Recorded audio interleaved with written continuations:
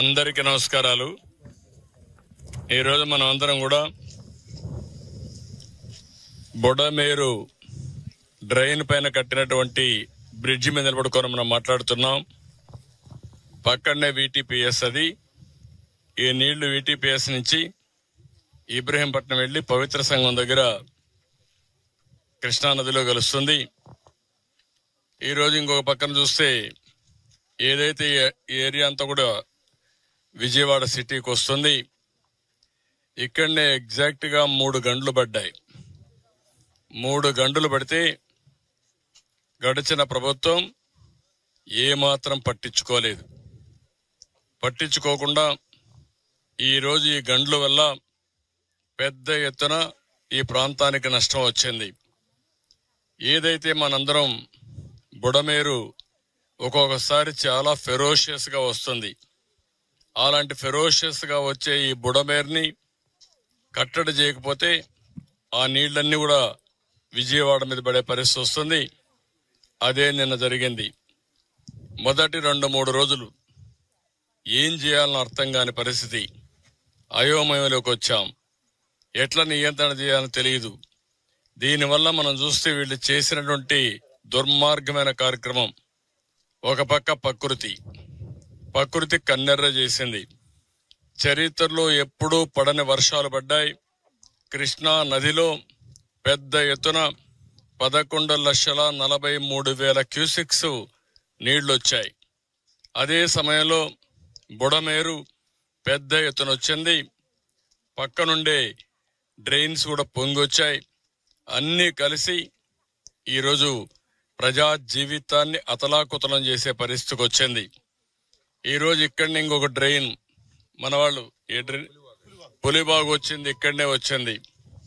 ఆ పులిబాగు వచ్చిన తర్వాత మొత్తం అది కట్ చేసుకుని అది వచ్చే ముందైతే అక్కడి నుంచి ఆ పులివాగు రావడం, పులివాగు నుంచి నీళ్లన్నీ ఈ ఊర్లోకి రావడం వచ్చింది. శాంతినగరం ఈ ఊర్లోకి మొత్తం నీళ్లు వచ్చే పరిస్థితి వచ్చాయి. అక్కడ ఎప్పుడైతే బ్రీచ్ అయిందో ఆ బ్రీచ్ నుంచి మళ్ళా ఫర్దర్ గా బ్రీచ్ అయి ఆ నీళ్లన్నీ కూడా టౌన్ లేకి 9 అడుగులు కిందికి కోసపోయే పరిస్థితికి వచ్చింది. దీన్ని రామానాయుడు గారు ఇంజనీరింగ్ డిపార్ట్మెంట్ ఇక్కడే ఉండి రాత్రింబగుళ్ళు పనిచేశారు. నిద్రాహారాలు మన పనిచేశారు. ఆర్మీ కూడా చేతులు తీసే పరిస్థితికి వచ్చారు. చాలా దిక్కల మేము బ్రీచ్లు క్లోజ్ చేశాం, గానీ ఈ బ్రీచ్ క్లోజ్ చేయడంలో మా దగ్గర సగిన టెక్నాలజీ లేదు. దీనికి ఏం చేయాలన్నా మాకు కూడా మార్గం కనపడలేదన్నప్పుడు ధైర్యం చేసి ముందుకు పోయారు.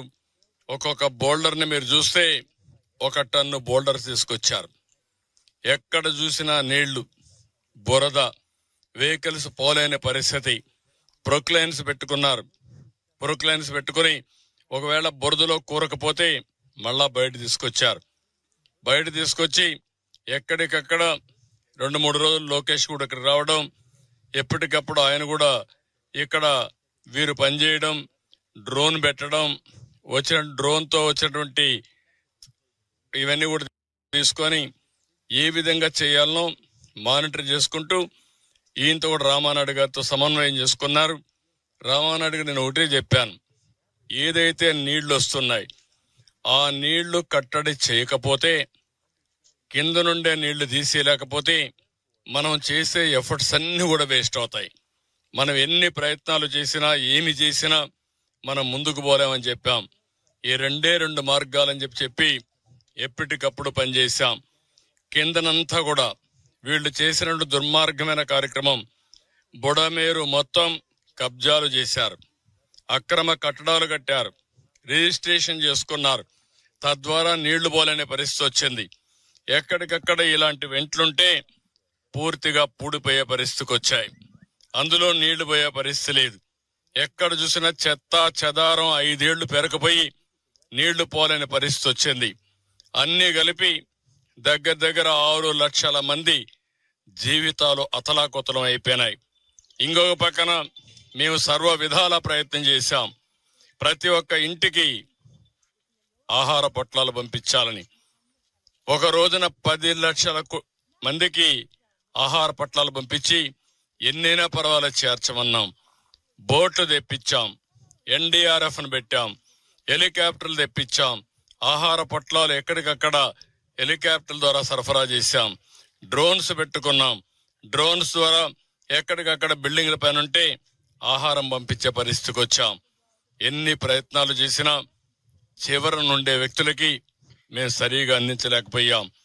ఒక దుర్మార్గుడి యొక్క పాలనలో వీళ్ళు చేసిన తప్పుడు పని వల్ల ఇలాంటి దుర్మార్గమైన కార్యక్రమాలు తయారయ్యే పరిస్థితి వచ్చింది.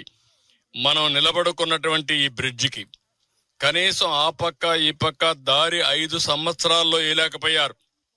కనీసం ఒక దారి కూడా ఏర్పాటు చేయలేని వీళ్ళు ఈ రాష్ట్రాన్ని ఏ విధంగా అభివృద్ధి చేశారో మనం గుర్తుపెట్టుకోవాల్సిన అవసరం ఉంది. అభివృద్ధి చేయకపోతే పర్వాలేదు. నేను ఆ రోజు నుంచి చెప్పాను, వ్యవస్థలు చిన్న భిన్నం అయిపోయినాయి, భ్రష్టు పట్టిపోయినాయి. ఈ వ్యవస్థల భ్రష్టు పట్టిపోయిన దానివల్ల ఎవరు పని చేయలేని మొరేలు లేదు, ఎవరు పని చేసే ధ్యాస లేదు. అక్కడి నుంచి నాకు 2-3 రోజులైతే శత విధాల అడ్మినిస్ట్రేషన్ ని ఫోర్స్ చేసినా మేము లాస్ట్ వేలో అనుకున్న లక్ష్యాలు నెరవేర్చలేకపోయాం. కానీ ఈ రోజు అడ్మినిస్ట్రేషన్ కూడా మీరు చూస్తే రాత్రింబగళ్ళు పనిచేశారు, బురదలో తిరిగారు, కష్టపడ్డారు. ఈ రోజు ఎక్కడైతే ఇక్కడ రామానాయుడు గారు గాని, వెంకటేశ్వరరావు గాని, సాయి ప్రసాద్ వీళ్ళు ఎట్టయితే పనిచేశారో వాళ్ళ వింగ్ అంతా ఇక్కడ ప్రజలందరూ సహకరించారు. ఎక్కడికక్కడ స్వచ్ఛందంగా ఇక్కడ ఒక లోకల్ కాంట్రాక్టర్ ఉంటే అతను కూడా ముందుకొచ్చి వెంకటేశ్వర అనే కాంట్రాక్టర్ ఏ మాత్రం మొహమాట పడకుండా ఏం చేయాలనో స్వయంగా ఉండి పర్యవేక్షించి ఈ బ్రీచ్ ని క్లోజ్ చేసే పరిస్థితికి వచ్చారు. అది క్లోజ్ చేయకుండా క్లోజ్ చేసిన తర్వాత కూడా మీరు చూశారు, పెద్ద పెద్ద బోల్డర్స్ పెట్టారు. మొదటి రోజున 500-600 క్యూసెక్స్ నీళ్లు మళ్ళా లీకేజ్ మొదలు పెట్టాయి. దానిపైన వాళ్ళ దగ్గరుండే ఒక మెటీరియల్, లేటెస్ట్ మెటీరియల్ ని ఆ టార్బాలిన్ మరిగా ఉండే అంతా కూడా ఆ మెటీరియల్ పేరు జియో మెమరీన్ ఒకటి, దానిపైన ఇంకొకటి కూడా పెట్టి ఏం షీట్ అది హెచ్డిపి రబ్బర్ మిక్సర్ షీట్ అంటున్నారు. నాకు టెక్నికల్ వర్డ్ తెలియదు, ఆయన మాట్లాడుతున్నాడు. అది నేను అంటే చాలా సార్లు చూసాం కానీ ఈ పర్పస్ కు పెట్టాలనేది మనకు ఐడియా లేదు. అది కూడా పెట్టారు, అంటే డబుల్ సెక్యూరిటీ ఇవ్వడానికి. ముందు మెగా వచ్చారు, వాళ్ళ దగ్గరుండే ఒక షీట్ తీసుకొచ్చారు. ఎన్సిసి వచ్చారు, వాళ్ళ దగ్గర ఉండే షీట్ తీసుకొచ్చి డబుల్ ప్రొటెక్షన్ ఇచ్చారు. అవి పెట్టడానికి రాజమండ్రి నుంచి గజ ఈతగాళ్ళని తీసుకొచ్చారు. మళ్ళా నీళ్లు లోపలికి వెళ్ళాలి, లోపలికి వెళ్ళి ఆ షీట్ వేయాలి. ఆ షీట్ మళ్ళా బయట రాకుండా వెయిట్ పెట్టాలి. అవన్నీ వెయిట్ పెట్టి ఎన్ని విధాల ప్రయత్నం చేయాలనో, ఎందుకంటే మామూలు ఈతగాళ్ళు లోపలికి కూడా పోలేరు. లోపలికి పోయి ఒక 10 సెకండ్లో 20 సెకండ్లు అక్కడ ఉండి అవి సెట్ చేయాలి. అలాంటి అన్ని, అంటే ఒక విధంగా చెప్పాలంటే ఎన్ని కష్టాలు నష్టాలు ఓర్చాలను అన్ని ఓర్చి కడాన దీన్ని క్లోజ్ చేయగలిగారు. ఇప్పుడు కూడా కొంత లీకేజెస్ ఉన్నాయి, అందుకే ఈరోజు ఆలోచిస్తున్నారు బండ్ వెడల్పు చేస్తూ మధ్యలో మళ్ళా బండ్ ఫామ్ చేయడానికి ఈ ప్యారలల్ గా క్లే ఇవన్నీ వేసి కన్సాలిడేట్ చేసి వాటర్ ప్రూఫింగ్ కింద తయారు చేయడం కోసం అది కూడా వర్కౌట్ చేస్తున్నారు. ఒక దుర్మార్గమైన పాలన వల్ల ఎంతమంది నష్టపోయారు, ఎంతమంది కష్టపడుతున్నారు, ఈ పని ఎంత కష్టమైందో ఇది ఒక కేస్ స్టడీ. భవిష్యత్తులో కూడా ప్రతి ఒక్కరూ గుర్తుపెట్టుకోవాల్సిన అవసరం ఉంది. ఈ రోజు ఇక్కడ ఉండే వాళ్ళు వచ్చారు, మా ఇండ్లని తడిచిపోయాని. ఒక్కరు కాదు, కొన్ని ఈ రోజుతే ఇప్పటికే 1,00,000 కుటుంబాలు ఎన్యూమరేషన్ కూడా చేశాం. అన్ని కుటుంబాలు ఎన్యూమరేట్ చేస్తున్నాం. కడాన అందరిని రమ్మంటున్నాం. రాష్ట్రంలో ఉండే దాతలు, జాతీయ స్థాయిలో ఉండే వ్యక్తులు కూడా ముందుకు వచ్చారు. స్ఫూర్తిదాయకంగా ముందుకొచ్చి వారికి తోచిన విధంగా అన్ని విధాలా సహకరిస్తున్నారు. కొంతమంది ఫైనాన్షియల్ గా సహకరిస్తున్నారు, కొంతమంది ఆర్థిక ఏదైనా అవసరమైతే స్వచ్ఛందంగా ముందుకొచ్చి బట్టలు గాని ఇవన్నీ తీసుకొచ్చి వాళ్ళు సహకరిస్తున్నారు. అందరూ ఎవ్వడికి తోచిన విధంగా వాళ్ళు సహకరిస్తున్నారు. కానీ ఇప్పుడు కూడా వైఎస్ఆర్ కాంగ్రెస్ పార్టీ మాత్రం విషం జిమ్మే పరిస్థితిలో వచ్చారు. వాళ్ళు ఓడిపోయారు కాబట్టి ఈ రాష్ట్రంలో ప్రజల మీద కక్ష తీర్చుకోవాలనే విధంగా పోతున్నారు. ఏ మాత్రం సిగ్గుపడకుండా 3 బోట్లు వదిలిపెట్టారు. ఒక్కొక్కటి 30 టన్నులు. 11,20,000 క్యూసెక్స్ నీళ్లు పోతా ఉంటే బాధ్యత లేకుండా 3 బోట్లు వదిలిపెడితే ఏవైతే కౌంటర్ వెయిట్ వచ్చి అవి గుద్దడం, అదే గాని కౌంటర్ వెయిట్ కాకుండా అదే గాని కాలం గుద్దుంటే కాలం ఆటోమేటిక్ గా కుంగిపోయేది. 15 మెట్రిక్ టన్నుల ఇదైనటువంటి కౌంటర్ వెయిట్ 2గా ఇరిగిపోయే పరిస్థితికి వచ్చింది. రెండు కౌంటర్ వెయిట్లు విరిగిపోయినాయి. అదే కాలం జరుగుంటే, కాలాన్నే కొట్టుంటే ఏమయ్యేదో మనం ఊహించుకోవాల్సిన అవసరం ఉంది. ఇంకా కూడా సిగ్గొదిలి పెట్టి సమర్థించుకునే పరిస్థితిలో ఉన్నారు. మీరు మీ బోర్డ్స్ ని కరెక్ట్ గా పెట్టుకోకపోతే ఎందుకు తీసుకున్నారు, మీవి కాదని అంటున్నారు.